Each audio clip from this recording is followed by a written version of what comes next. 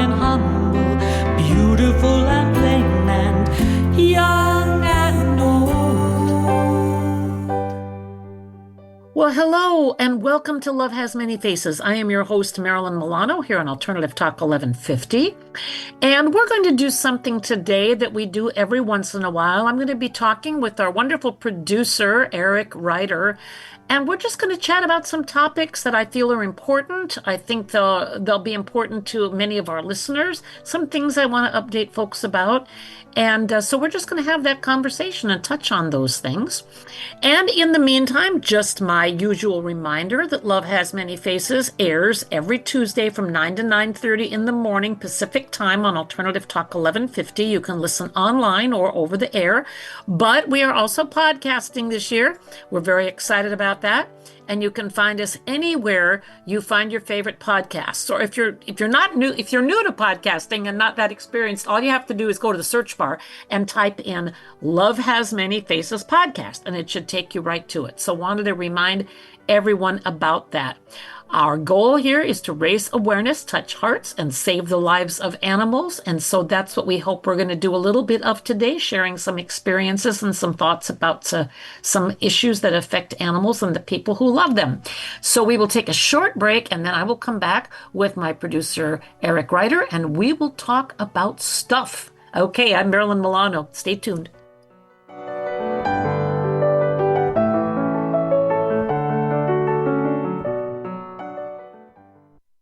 Hi, I'm Coach Debbie from Story U Talk Radio, and I want to encourage you to write your book. Weekly, I offer topics about style and storytelling. I take your questions on our live show every Thursday at 4 o'clock, or you can subscribe to Story U, that's capital U, on any of your favorite platforms. An alternative to everything else on your radio dial. Alternative Talk 1150.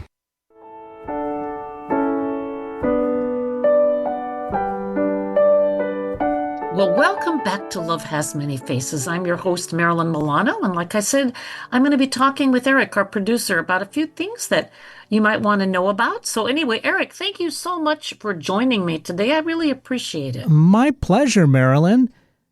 It's fun to do these conversations. You know, we both love animals so much, which is really what the show is about, you know, and helping people help their animals.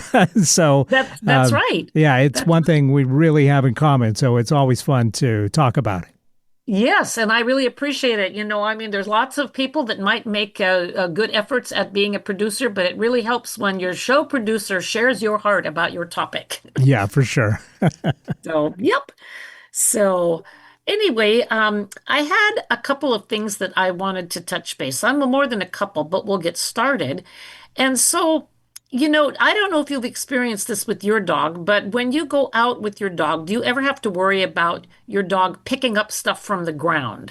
Oh, yeah. She is a smell hound, so she really likes to get her nose in anywhere she can if she finds an interesting smell.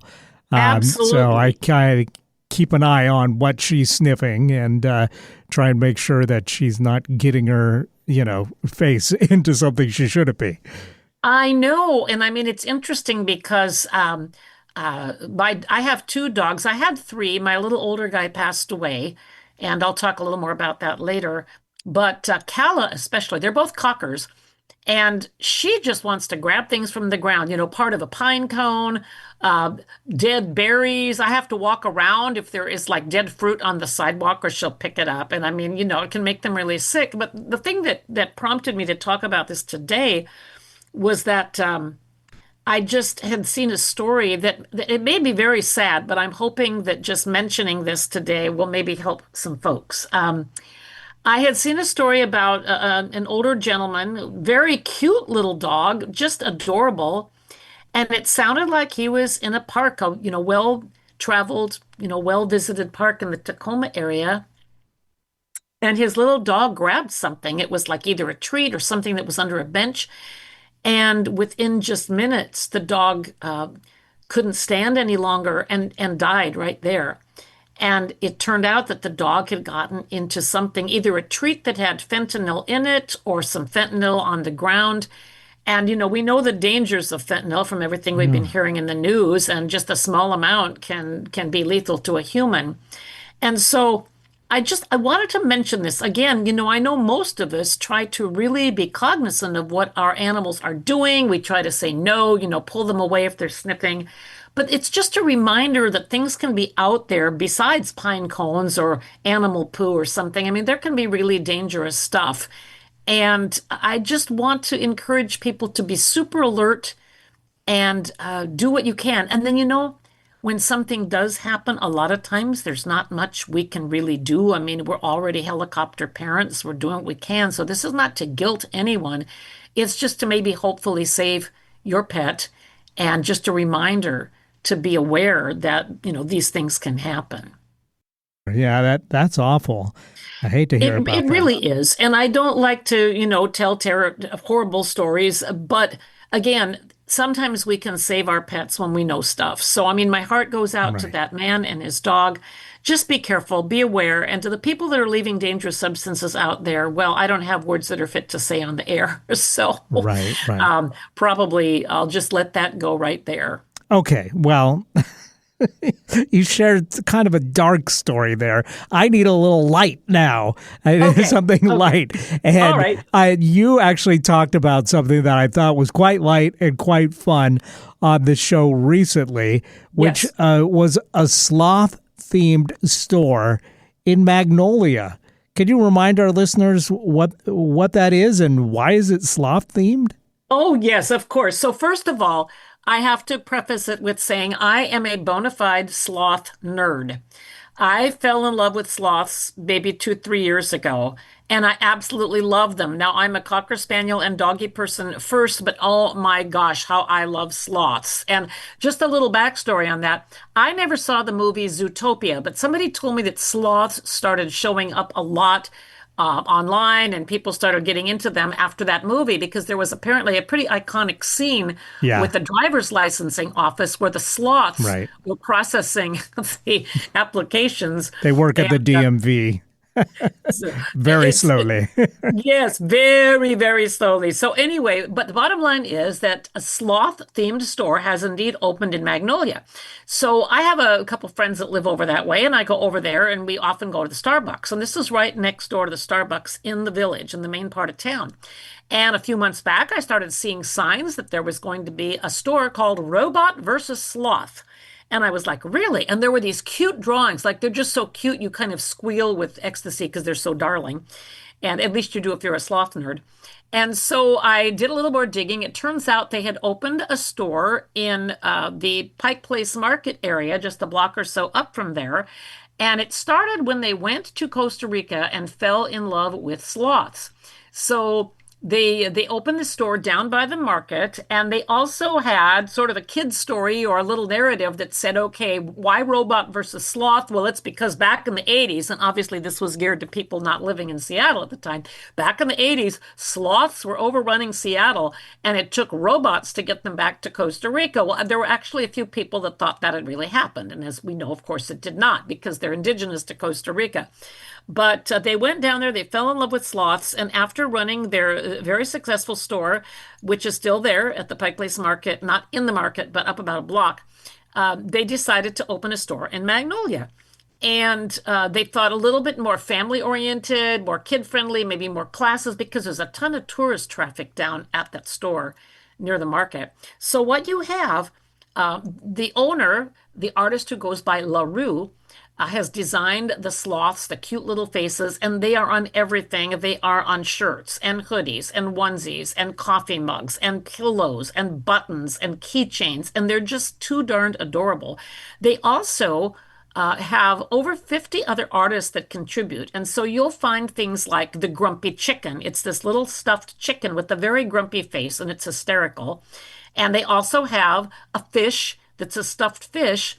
And kind of, to pay tribute to the market area, if you buy one of those fishes, it comes wrapped like a regular fish would. It's pretty funny. And so somebody might think, well, why is she doing like a an infomercial about a sloth store. Is she on the payroll? No, I'm not. But they do give back to wonderful causes.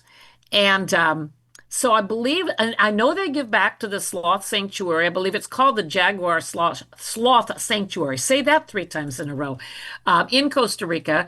They also give back to the Seattle Animal Shelter here locally and also to Pride. So they do believe in supporting causes that are close to their heart. And I mean, if you just need a dose of the cutes, just go over to Magnolia, grab yourself a coffee or, go somewhere for a snack or something and check out Robot versus Sloth. They also have an online presence. So if you love their stuff but live a little farther away, you can order cute stuff online. I am the proud owner right now of 2 sloth t-shirts, a pair of earrings, an umbrella, and a sippy cup mug, like if you go to an event where you want your beverage in a safe cup. So yes, I have been purchasing stuff, but it really is darling. And just hop online and take a look, robotversussloth.com. But really, for a smile, when things can get pretty dark, there's a lot of sadness in the world, a lot of frustration and anxiety, but going into the sloth store always makes me feel better, and it is supporting 2 of their 3 causes relate directly to animals. So I wanted to just give them a shout out and encourage people to go. That sounds like a lot of fun. I'm definitely going to have to check them out. I don't think I've ever made it to Magnolia in all my time up here, but this sounds like something worth going for, So well, what you have to make a special trip. Go down to the waterfront and walk on that new boardwalk, which is pretty cool, and then just pop up to Magnolia and have yourself a coffee, drink, or whatever appeals to you. There are a few cute little restaurants around there, and check it out. I mean, this stuff is really adorable. And when I need a smile, sometimes I just go in there. And the folks there are really nice and friendly too. And then again, if you know people with kids or who have artistic tendencies, they're doing a lot of classes. You can make your own hat. They've got coloring stuff. I mean, there's some very artistic people there. So it's fun and definitely worth checking out. Yeah. Hey, as long as we're talking about stuff that you've talked about on the show, I know you mentioned you had some, I don't know, counterintuitive, interesting experiences maybe with dog foods in the past few years. So wondering if you could flesh that out a little more and talk about your experience with dog foods, because there's so many out there now. I know. And I am not here to trash or to promote any particular food. I guess the first part of my message is that I want to say, go with what works. And not everything that people tout as working works for all dogs. So for example, I had my dogs on regular kibbles for years and years, good brands, nice brands that had good ingredients. And about 5, 6, 7 years ago, they started having some trouble.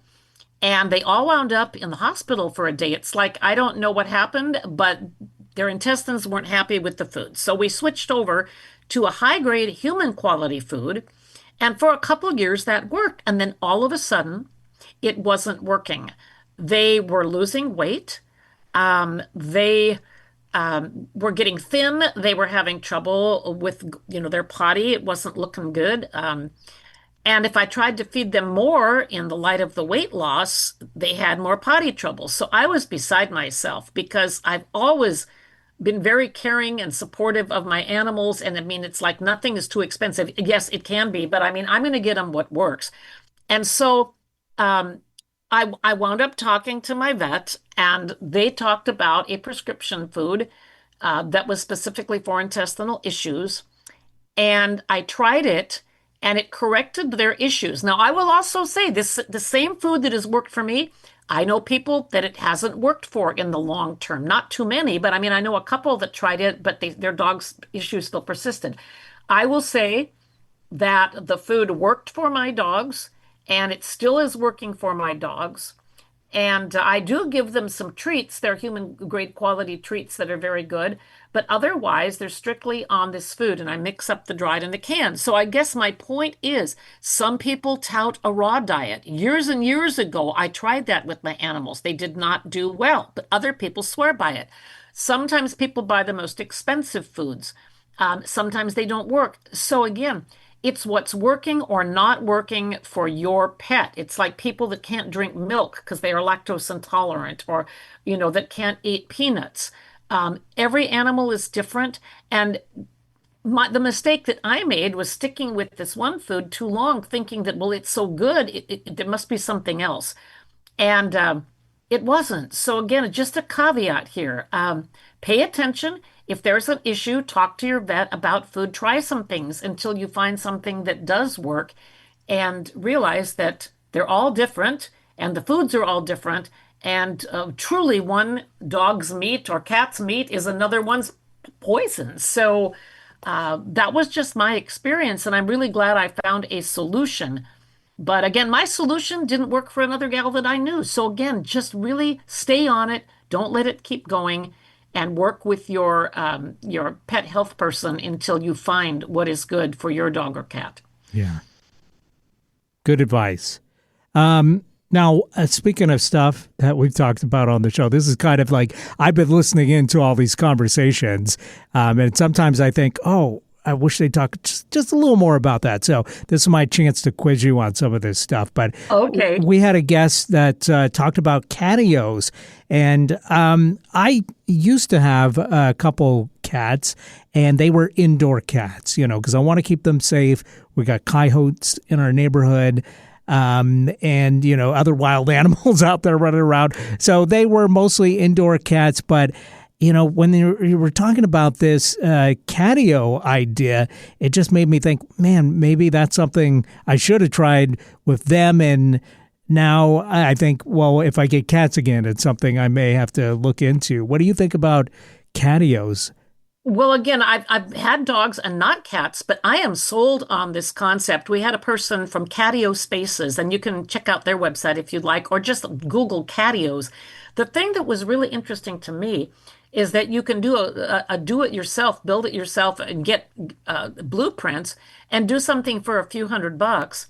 Or you can be like one person, and I can't recall now whether she was from Vashon or Whidbey or where she was from, but apparently this person spent like $20,000 on a very elaborate catio situation where their cats could enjoy these spaces and again still be safe from predators. So, I occasionally see things pop up on Facebook or Nextdoor or whatever. My cat's gone missing. Sometimes they're found and sometimes they're not found, or else they're found deceased. And so again, we're all about raising awareness and touching hearts and saving lives. And I just really want to promote the catio as a great alternative idea to folks who say, well, my cat will be upset if he or she can't go out, or, it's natural for them to be out. Well, yes, it is. But I would guess they'd rather be using a catio than be a dinner for another predator. And so, it's just something I want people to consider and look into. And it doesn't have to be a big, expensive endeavor. And, the last thing any of us want is to lose our pets before their time. We don't even want to lose them when it is their time. I can tell you that. But it's just something to me that seems like a great idea. And people who've had them have sworn by them. So again, most people have heard of them. I occasionally find people who have not. So just giving that another little tweak, and you can Google catios, like CATIO, just like patio, only it's catio, or go to Catio Spaces. That's the website of the guest that we had on before, and you'll learn quite a bit, and hopefully some of it will be very useful. Yeah, it's definitely something I'm going to look into next time I adopt some cats. Yep. I think it's a great thing to check out. Well, speaking of adopting, I know you had some thoughts about when to start thinking about adopting another pet after your beloved pet, passes away. And did you care to elaborate on that at all while we still have a couple minutes here? Yeah, I do want to talk about that a little bit. So there are a couple of things. First of all, there's the issue of when do I get another animal, or do I get one after losing my pet? As many of the people who've listened to my program before know, I have been a pet loss support volunteer through the Seattle Animal Shelter's pet loss support, and it's now an online group. But I've been doing that for 19 years, and so I hear a lot of people talking about, what to do. Sometimes there's a thought that goes through people. It's like, I can't get a cat or dog right now because it would be disloyal to the animal I have. Or I can't get one because I can't go through this again. It's simply too painful. And I understand all that. I mean, everything is valid. And so just because I have an opinion on it doesn't mean that that's going to be right for everybody. But I would say I have done it both ways. I lost my beloved dog, Betsy, in 2022. And that left me with just one dog, an older fella named Tux. And he's gone now too. I'll talk about that in a minute. But he was very lonely. I was very lonely. And we got a dog through someone I knew within 3 days. We brought Fire home. And then I had also reached out to someone else, and it turned out that they had a dog they were going to be rehoming, and I brought her home, Kala. And I was so grateful at that time that I had a dog to bring home. I mean, I wasn't replacing Betsy by any means, but I had a little being to love, and Tux had a pal. And I mean, I've heard it said, some of the sayings that I really like. One of them is grief is simply, it's often love with no place to go. And the other saying is that we still grieve for them because we still love them and they're still gone. And so to segue from that, that is the thought that, oh, I've got this wonderful new animal now. Why am I still crying for my lost pet like a year later or 2 years later? I don't think that ever totally goes away. Grief changes your heart. It's something that changes us, but as we move through it, I don't want to say get over it and move past it, but as we move through it, a lot of us want to bring another one into our lives. And right now, there are so many pets that need us. The shelters are overcrowded. The rescues are overcrowded. There are so many that need us. So again, it's your heart and your timing. But if you're teetering on the brink of should I or shouldn't I would say, give it a try, or maybe foster and then decide. I had a gal that was on in my group, on the pet loss support group, and she fostered quite a few animals, and then one of them just wound up sticking around. She just had no idea she was going to keep it, but she did. And then finally, what I want to wrap up with is that every single animal is different, and our story with each of them is different. When I lost George in 1993, I was left with just one dog, Stacy. I had just really gotten her, not long before. And I was just hell-bent on trying to find a George replacement and keeping Stacy as my, quote, backup dog. She'd be the number 2 dog. Well, I didn't find a George, and I grew to love Stacy immensely. And I mean, that's basically been the case with all of them. Each is unique and different. Give it time. Let their story develop. Find out who they are. One dog, I wrote, lyrics for him. Another dog inspired me to write a kid's book that I had a friend illustrate. Each animal will bring you something. Each story will be different, but if you have the big heart for animals, it will be a love story. So don't worry if it doesn't feel the same right away. Sometimes you bond quickly, sometimes it takes longer, but if you give it a chance, you will most likely bond, and you will be glad that you opened up your heart to another one. Yeah, well said. Well, that's pretty much all the questions I had today. Did you have any other thoughts you wanted to share before we take our final break here? Well, I could blather on and on for hours about animals and all the things that are important to me, but I wanted to really just highlight a few things that, seem to have stuck in my mind and things that I've heard other people talk about, because these things can be kind of universal. And I'm certainly not the be all and end all. I mean, I just have real life experience with animals and with helping people who've lost animals and with dealing with problems that come up and such. So I just want to share some kind of down home common sense type knowledge. And, if it resonates, that's great. But yeah, that's all for today. But I'm sure there will be more. And so we'll have another conversation down the road in the not too distant future. Sounds good. Okay, so stay with us. We're going to take a very short pause and come back to close out the show. I'm Marilyn Milano. You've been listening to my conversation with our producer, Eric Ryder. We will be right back here on Alternative Talk 1150.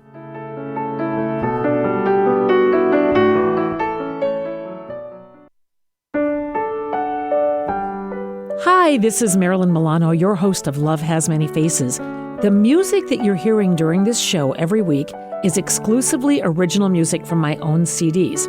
If you're enjoying it and would like to order a copy of one of my 2 CDs for yourself or as a gift, just go to marilynmilano.net and you can order directly from the website. I give a portion of every sale back to animal rescue because that's part of the whole cause. Thank you for listening and thanks for your support.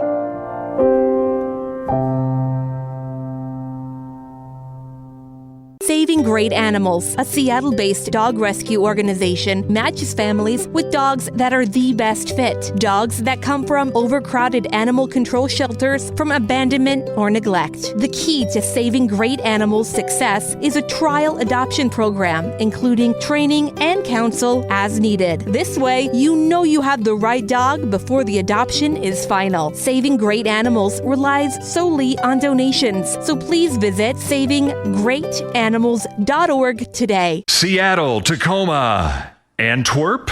That's right.